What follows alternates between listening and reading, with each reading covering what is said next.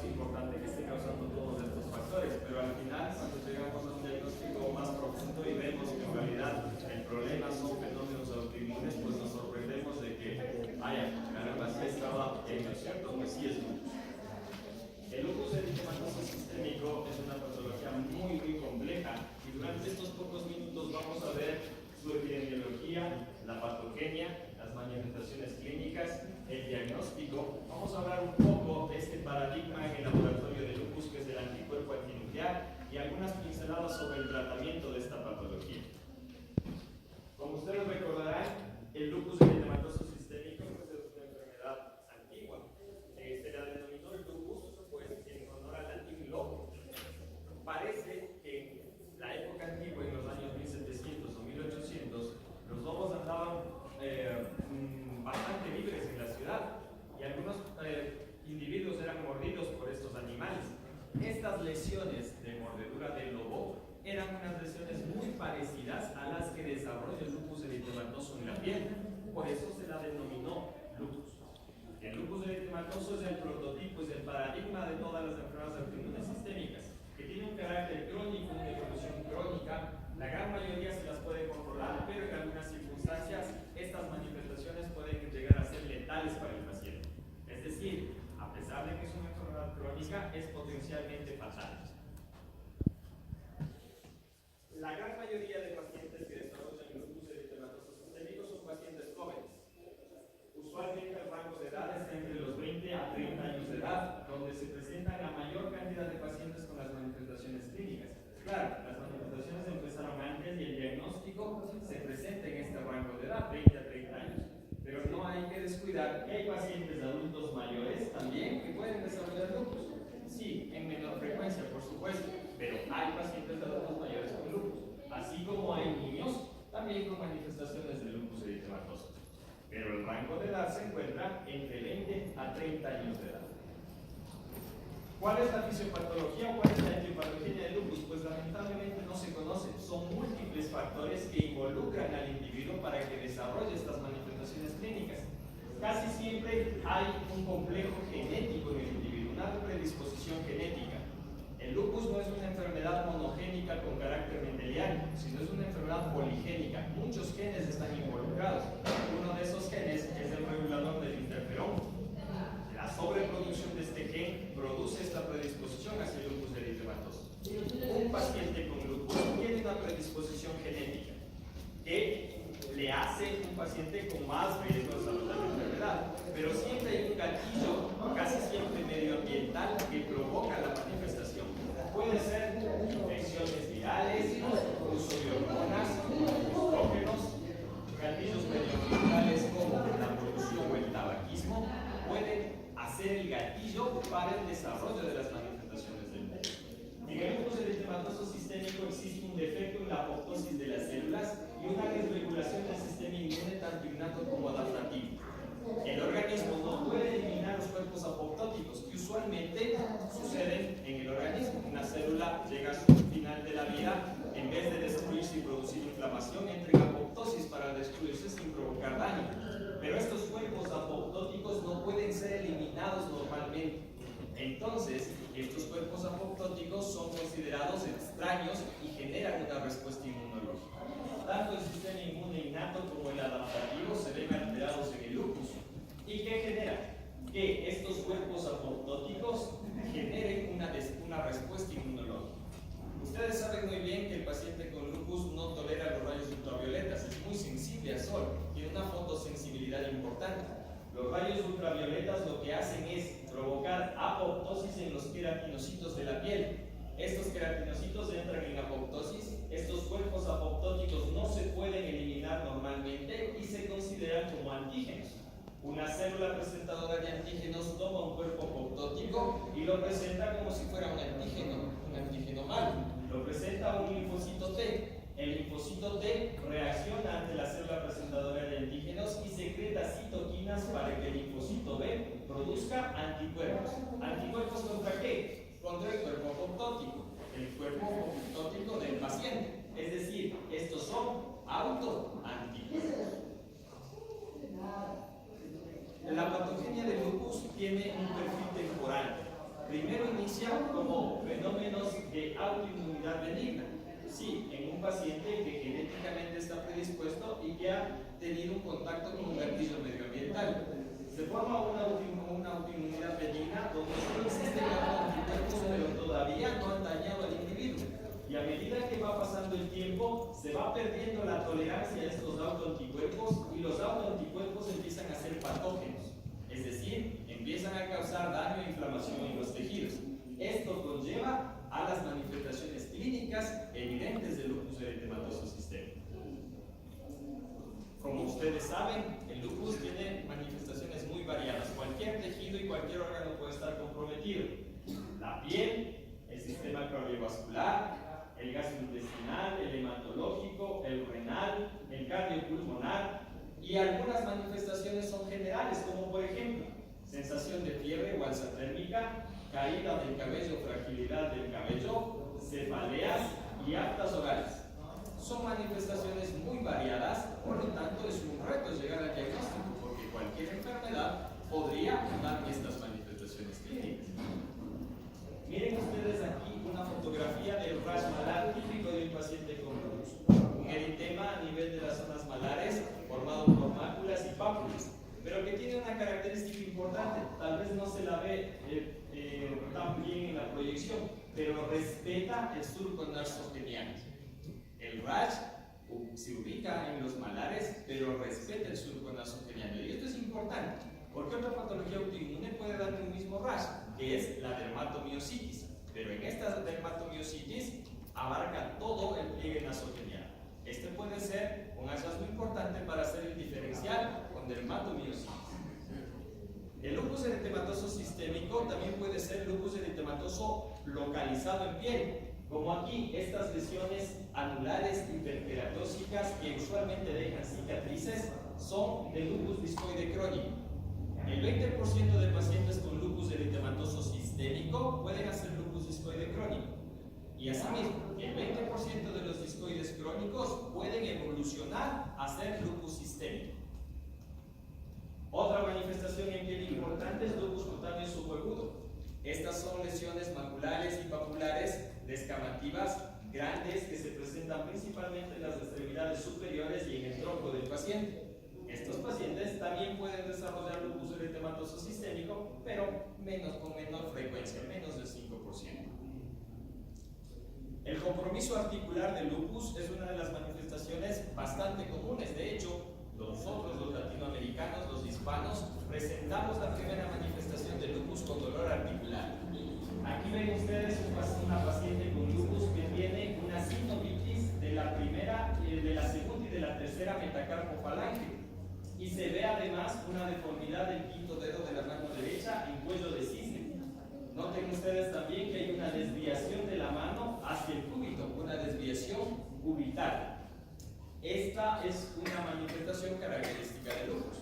El lupus se diferencia de la artritis reumatoidea porque en la artritis reumatoidea el dolor del compromiso articular es mucho más grave, es más fuerte, es más severo. El dolor del compromiso articular en el lupus es menos fuerte, es menos severo.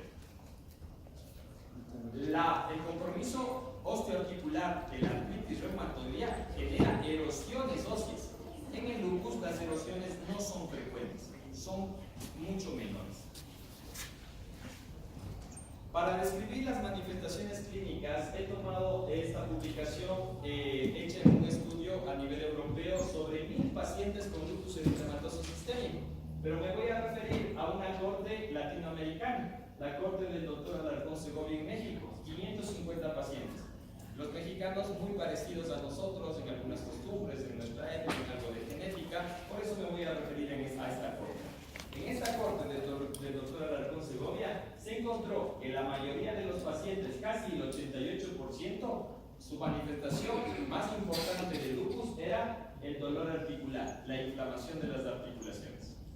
Luego podemos ver que el 60% de los pacientes tenían fotosensibilidad. Los rayos ultravioletas provocaban eritema de las regiones de la piel afectadas. Y un porcentaje importante, casi el 60%, tenían este rash malar característico que vimos en las primeras imágenes. Pero no hay que descuidar que también los pacientes latinoamericanos de la corte del doctor mayoría, casi el 40% tenían nefropatía.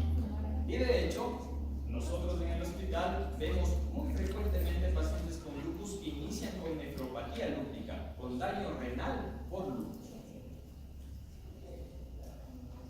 Al ser una enfermedad con manifestaciones muy variadas, podemos considerar el lupus como la fábula del elefante blanco y los ciegos. Existe una fábula en que en un pueblo había 6 ciegos, eran muy sabios, pero que habían sido ciegos desde el nacimiento y no conocían cómo era un elefante. Y se propusieron, pues, definir cuáles eran las características del elefante. Estos 6 ciegos fueron y empezaron a palpar al elefante. Cada uno tenía razón en su descripción, porque cada uno palpaba una parte diferente del elefante. Como los médicos. Cada médico especialista se enfoca en una parte del organismo. El neurólogo va a ver el sistema nervioso, el nefrólogo el riñón, el dermatólogo la piel, y cada uno tiene una perspectiva diferente de la enfermedad. Por eso es necesario que un paciente con lupus eritematoso tenga una visión integral, porque no puedo diagnosticarle a un paciente con lupus por secciones, por partes. Tiene que ser un todo el que me ayude a llegar al diagnóstico del paciente. Además, el paciente con lupus eritematoso tiene algunas manifestaciones que son muy visibles, como por ejemplo las atalgias, las mialgias, la astenia, el rash malar. Pero por debajo de estas manifestaciones que son evidentes, hay un daño importante. El paciente tiene una nefropatía que no la puedo ver a simple vista. El paciente tiene una anemia hemolítica, por ejemplo, autoinmune.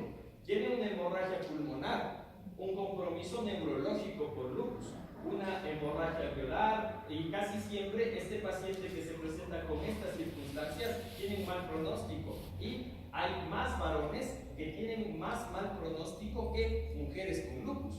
Además, otro factor de mal pronóstico que está subyacente a este cuadro de lupus es la asociación con esta patología que es terrible, que es el síndrome antifosfolipídico. Una combinación mortal, como veremos, una combinación extremadamente fatal. Lupus más síndrome antifosfolipídico. Pero los pacientes con lupus varían mucho. Hay lupus que están súper graves. Tiene una nefropatía en falla renal, tiene una hemorragia alveolar o un neurolupus con crisis convulsivas incontrolables. Este paciente tiene un lupus extremadamente grave. Pero asimismo, hay pacientes con un lupus más suave, dolor articular, rash malar, algo de fiebre y nada más. Por eso es un reto, porque estos pacientes a lo mejor pueden a futuro desarrollar un lupus mucho más grave, mucho más extremo, mucho más difícil de tratar. Lo que sabemos es que a partir de la década del 50, los pacientes con lupus se morían muchísimo. La mortalidad era muy alta, casi el 80%. Pero a partir del ingreso de los corticoides como tratamiento, la mortalidad disminuyó. Con más tratamientos inmunosupresores y ahora tratamientos biológicos, la mortalidad de lupus ha bajado. A 10 años, la mortalidad del paciente con lupus es tan solo de un 5 a 8%. Es decir, que casi el 96% de pacientes con lupus sobreviven a los 10 años. Pero hay un factor de mal pronóstico, la nefropatía. Los pacientes con nefropatía, ellos sí tienen más mortalidad. Baja la tasa de supervivencia. Es decir, que un paciente con lupus solo por tener nefropatía es un paciente con un pronóstico malo. En el lupus eritematoso sistémico, el daño se produce por un complejo genético dado por un gatillo medioambiental. Pero hay ocasiones en que el lupus es inducido por algún fármaco. Este es el denominado lupus farmacológico. Estos fármacos que ustedes ven aquí, la procainamida, la hidralazina, la isoniazida, son fármacos que se utilizan con mucha frecuencia en la práctica médica. Y son los fármacos que tienen mayores porcentajes de desarrollar lupus inducido por fármaco. Es muy importante en un paciente en que sospechemos lupus hacer un tamizaje de estas drogas que podrían ser las desencadenantes del fenómeno lúpico. Hay una diferencia importante. El lupus inducido por fármacos es menos grave que el lupus eritematoso sistémico. paradigma de laboratorio o de diagnóstico del paciente con lupus es la presencia del famoso ANA, del anticuerpo antinuclear.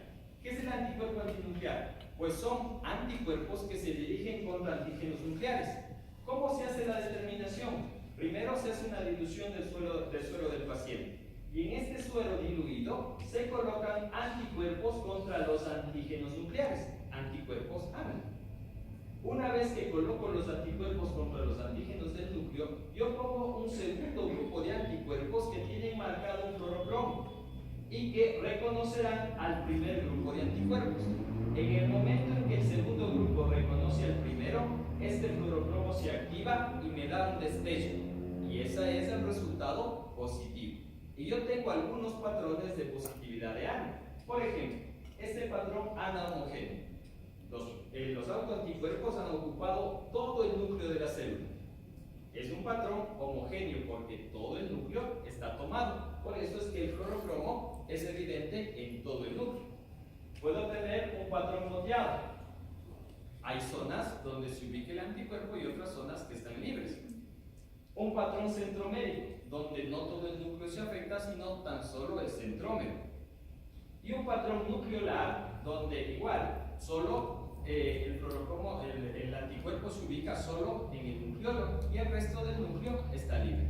Cualquiera de estos patrones es positivo, pero es muy importante la dilución a la que le da el laboratorio como positivo. ¿Por qué? Porque la gran mayoría de ANAs a diluciones bajas, ANA 1/40, que es una dilución baja, puede encontrarse en personas normales. Hasta el 30% de personas sanas sin lupus pueden tener ANA positivo, pero a dilución baja. Pero cuando la dilución aumenta, a medida que se incrementa la dilución, el porcentaje de personas sanas con ANA es más bajo. Es decir, cuando se incrementa la dilución del ANA positivo, hay más posibilidad de que el paciente sí esté enfermo y de que tenga un lupus. Por lo tanto, no es recomendable solicitar ANA indiscriminadamente a la población porque va a haber un porcentaje que va a salir positivo y le voy a asustar al paciente y no voy a hacer nada con ese paciente. Y además es importante que cuando un paciente tiene manifestaciones de lupus, yo considere a un ANA positivo cuando la dilución es más alta, de hecho por encima de 1/160. Ahí será un resultado valedero, un resultado que me ayudará a tomar una decisión. Pero los ANA no solo están presentes en el lupus eritematoso sistémico, también otras enfermedades autoinmunes pueden mostrar ANA positivo. Por ejemplo, la esclerodermia o la esclerosis sistémica. Hasta el 80% de pacientes con esclerosis sistémica pueden ser ANA positivo. El famoso síndrome de Sjögren o síndrome seco. Hasta la mitad de los pacientes con Sjögren pueden hacer ANA positivo. Y los pacientes con miopatías inflamatorias también pueden desarrollar ANA positivo. Por lo tanto, el ANA no será el único examen que yo deberé solicitar para diagnosticar lupus, porque el ANA son anticuerpos contra antígenos del núcleo y yo tengo que saber qué antígeno es el que está haciendo esa positividad. Yo tengo algunos antígenos, por ejemplo, el ANA con anticuerpo anti-DNA quiere decir el anticuerpo que se ha fijado contra el DNA del núcleo o el DNA de doble cadena. Este me dirá que el paciente tiene lupus y que tiene riesgo de enfermedad renal por lupus. Cuando el anticuerpo ANA es anticuerpo antiproteína P ribosomal, el paciente tiene riesgo de hacer neurolupus, crisis convulsivas, psicosis, movimientos anormales por el lupus. Cuando el paciente tiene ANA contra anti-ERO y es una mujer, tendrá riesgo de que su niño tenga lupus neonatal. Cuando nazca podría tener manifestaciones de lupus. O si es que es una mujer que no está embarazada o un varón y tiene anti-ERO, tendrá riesgo de hacer lupus cutáneo subagudo con estas lesiones que vimos al inicio. Cuando el paciente tiene ANA con anti-ERO y anti-LA, tendrá un predominio importante de síntomas secos, es decir, ojo seco, boca seca y todas las mucosas secas, serostomía, seroftalmia por lupus. Y además, cuando el paciente tiene ANA con anticuerpo anti-RNP, tendrá riesgo de desarrollar como manifestación de lupus el famoso fenómeno de Raynaud, que ustedes saben es la vasoconstricción de la circulación distal de las manos y de los pies. Entonces, para diagnosticar lupus tengo que apoyarme en algo. El Colegio Americano de Reumatología sacó los criterios de clasificación de lupus eritematoso en el 97, 11 criterios clasificatorios, y menciona y sugiere que con 4 o más de estos criterios yo puedo al paciente clasificarlo como paciente con lupus. Y ojo que dije clasificarlo, no dije diagnosticarlo. Una cosa es clasificar a un paciente y otra cosa es diagnosticarlo. ¿Para qué me sirven entonces los criterios de clasificación? Para agrupar a pacientes que tienen estas manifestaciones con mucha seguridad de que sí son lupus para entrar en ensayos clínicos o en estudios de corte, prospectivos o retrospectivos. Ese es el objetivo. Pero claro, me ayudan a diagnosticar, evidentemente, porque son criterios buenos. Pero si un paciente no cumple todos o no cumple 4 de los que me piden, no puedo decirle que no tiene.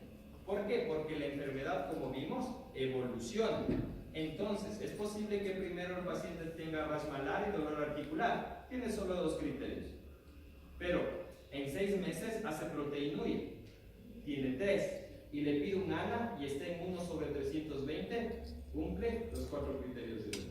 Pero ¿era prudente esperar 6 meses para diagnosticarlo de lupus? Posiblemente no, porque he perdido un tiempo valioso en el desarrollo de la enfermedad del paciente. Se han propuesto otros criterios que son los criterios de SDIG en el 2012 para diagnosticar lupus. Y lo que se ve es que los criterios del ACR, estos 11 que vimos, pues son criterios muy específicos y poco sensibles. Al contrario de los de SDIG. Los de SDIG son criterios bastante sensibles, pero poco específicos. Entonces, se pueden utilizar los dos, pero como recomendación es mejor seguir con los de ACR porque me da una especificidad muy elevada para poder diagnosticar con seguridad. Evidentemente, si no cumplen, no puedo decirle que no tienen, porque es probable que exista lupus a pesar de que no cumple los 4 criterios de clasificación. No hay que olvidarse que el lupus, antes la gran simuladora era la sífilis. Ahora parece que el lupus es igual a la gran simuladora y simula muchas enfermedades, las enfermedades infecciosas. Por ejemplo, un caso clínico de una tuberculosis miliar enmascarada con una presentación típica de lupus eritematoso. Imagínense qué complicado sería tener este tipo de pacientes. Un paciente que tiene manifestaciones de lupus, pero que en realidad tiene tuberculosis. Su tratamiento sería, si fuera lupus, inmunosupresores. Si le inmunosuprimía de manera importante, esta tuberculosis hubiese sido fatal para el paciente. Por lo tanto, en nuestra población donde la prevalencia de TB es importante, hay que examinar bien al paciente y diagnosticarlo de una manera adecuada para evidenciar que en verdad esto es un lupus eritematoso. Se ha propuesto un algoritmo diagnóstico. Si un paciente tiene síntomas sugestivos de lupus, rash malar, dolor articular, fotosensibilidad, el siguiente examen a solicitar siempre es un anticuerpo antinuclear. Además, le pediré un contacto, una biometría hemática completa, con niveles de plaquetas y además un hemo con urianálisis. ¿Para qué? Para encontrar rápido los otros criterios: leucopenia, linfopenia, trombocitopenia, anemia hemolítica y además daño renal, proteinuria o sedimento urinario activo. Si el paciente me da ANA positivo y cumple los 4 criterios del ACR, es lupus y tengo que tratar. Si el paciente me da ANA positivo, pero no llega a los 4 criterios, tiene 3, 2, es un lupus probable y tengo que tratarlo. No tengo que esperar a que llegue a cumplir los 4 criterios de clasificación. Cuando todos los test que yo le hago a mi paciente que tenía aparentemente síntomas de lupus, todos son negativos, no tiene ANA positivo, sus plaquetas están normales, los leucos también, no hay daño renal, pues descarto el lupus. Pero si todos los exámenes son negativos, pero los síntomas del paciente persisten, me veo obligado a repetir otro ANA y a complementar el estudio solicitando anti-EDO y anti-DNA de doble cadena. ¿Por qué? Hay un porcentaje pequeño de lupus, el 5% de lupus, que pueden ser ANA negativos, pero serán siempre anti-EDO y anti-DNA de doble cadena positivos. Si uno de ellos es positivo, el paciente veo sus criterios y si cumple lo trata. Y si otra vez los anticuerpos son negativos, no es lupus y sigo con la evaluación diagnóstica del paciente. Como les decía, el lupus y el síndrome antifosfolipídico van de la mano. El 40% de pacientes con lupus tiene síndrome antifosfolipídico y es una combinación desastrosa, un dúo fatal, un dúo extremadamente peligroso. Claro, estamos acostumbrados a ver dúos peligrosos, ¿no es cierto? Dúos peligrosos contra el otro equipo, dúos peligrosos contra los malos. Y a veces hay dúos peligrosos también contra algunos países, pero la combinación de lupus y SAF es desastrosa para el paciente, es peligrosa para el paciente. Existen pacientes con lupus asociados a este síndrome antifosfolipídico, que es una trombofilia urticúria, caracterizada por trombosis y por pérdidas de productos, pérdidas obstétricas o daño obstétrico o morbilidad obstétrica. Pero hay pacientes que solo tienen lupus sin SAF y pacientes que tienen síndrome antifosfolipídico sin lupus. Pero cuando se combina, el pronóstico del paciente es extremadamente peligroso, deletérea. Para diagnosticar un síndrome antifosfolipídico es necesario pues tener una manifestación trombótica, una trombosis en un territorio arterial o venoso, o que el paciente, en este caso una mujer, tenga morbilidad obstétrica, por ejemplo, pérdida de embarazos a repetición o insuficiencia placentaria o fenómenos de preeclampsia y eclampsia que hayan provocado un parto prematuro. Estos son manifestaciones obstétricas de lupus y también de SAF, y también debo ver las manifestaciones trombóticas del SAF. Cuando uno de estos es positivo, busco anticuerpos contra SAF, que son 3: anticoagulante lúpico, anticuerpos anticardiolipina y anticuerpos anti-beta-2 glucoproteína 1. Cuando tengo manifestaciones clínicas y uno de estos 3 es positivo, el diagnóstico está hecho. El paciente tiene síndrome antifosfolipídico y el pronóstico, si tiene lupus, es malo, es severo. Pero, asimismo, hay gente normal, hay individuos sanos que pueden tener hasta el 5% positividad en estos 3 anticuerpos para síndrome antifosfolipídico. Pero los pacientes con lupus pueden ser positivos hasta casi la mitad.